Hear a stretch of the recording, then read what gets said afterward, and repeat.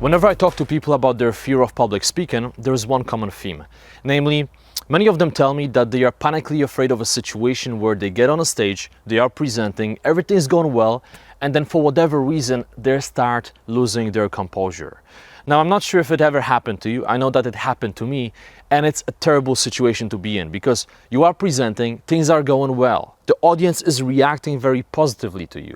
You feel powerful, and then for whatever reason, you start losing your composure. You don't know how to manage your emotions. Perhaps someone starts looking at you with a grumpy face, and you start wondering, is that person enjoying my presentation? Maybe nobody's enjoying my presentation, and then you get into this loop, this downward spiral. Maybe you forget about what you are about to say and you start panicking. Oh my God, I don't know what to say. Will I be able to actually perform the entire presentation now? Or perhaps you simply remind yourself of some bad situation that happened to you in the past. Maybe again, you look at someone and for some reason they remind you of that situation and you get into the downward spiral. There are many different reasons, but the point is people are often very afraid of it, and it's kind of like with being afraid of flying on planes. Many people who are afraid to fly, they are not necessarily afraid that they will die, because they know that statistically the chance is extremely small, pretty much non-existent, that they will die on a plane. However, they are afraid of their reaction to being afraid. So in their mind they are running this scenario that, oh my God, what if I'm on a plane and then suddenly I get really weirded out and I start having a panic attack and I'm going to be a laughingstock, all right? And I'm going to be in the news, for example. So people are afraid of that. And the same goes for public speaking.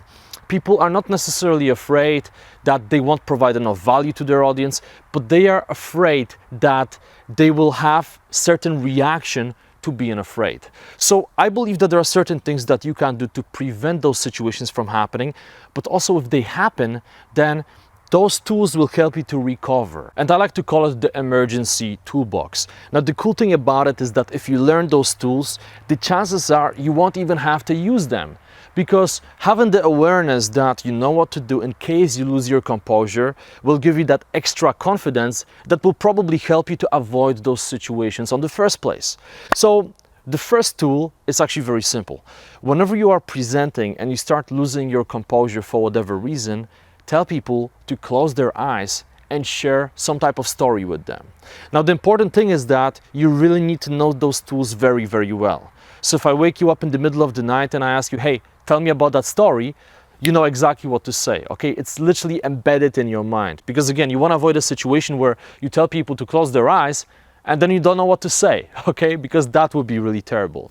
But if you really learn a few stories that can apply to different situations and you know them by heart, okay, they are embedded in your mind, then whenever you are facing some type of situation when you feel overwhelmed, everyone is looking at you, you feel stressed out, you don't know what to say next, you can tell them, guys, close your eyes for a moment. Please close your eyes. I want to share something with you.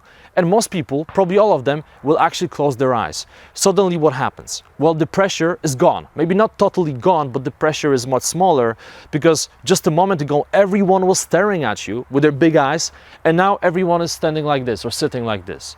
So suddenly you have more comfort, there's less pressure, and then you can start telling the story. Now, it's important that the story is powerful. It has to be something very emotional. Then you start telling the story, take a few deep breaths, you pause for a moment, and then you tell the story.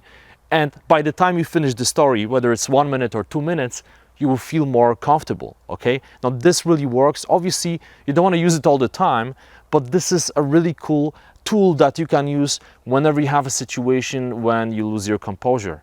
The second tool is probably even more simple, and you can use it quite often actually. You could even use it during every single presentation, and it's basically getting your audience to do something, okay? So let's say that you feel at the beginning of the presentation, you don't feel at your best, right? You feel lack of confidence. You don't know where it's gonna go. Instead of just starting your presentation, you can tell everyone, hey guys, stand up and introduce yourself to people standing on your left and on your right. I'm gonna give you a minute, introduce yourself and ask them what brought them here. Whatever it is, you can do something like this, and thanks to that, you're gonna accomplish two things. First of all, you take pressure away from yourself, right? But also, you change the energy in the room. You know, people have more energy because maybe they've been sitting for the last few hours and now finally they got to stand up, and perhaps they never really talked to someone sitting on their left or on their right, and now finally they have a chance to meet those people. Okay, so there are a bunch of benefits to that. Now, for the record, I'm using those tools even when I'm not stressed out. Okay, by now I had quite a lot of experience on a stage and in front of the camera, so I don't really have those situations anymore when I get on the stage and I'm like, oh my god, I don't know what to do. I feel quite comfortable on a stage, but I still use those tools because I believe that they are powerful to convey your message. So in case you see me somewhere, maybe you attend one of my seminars or one of my keynotes, if I say please close your eyes, don't assume that I'm totally stressed out, because perhaps I'm doing it only because I believe in the power of this tool. However, having said that, make sure that you use those tools because they are really powerful, especially when you're losing your composure and you want to recover quickly.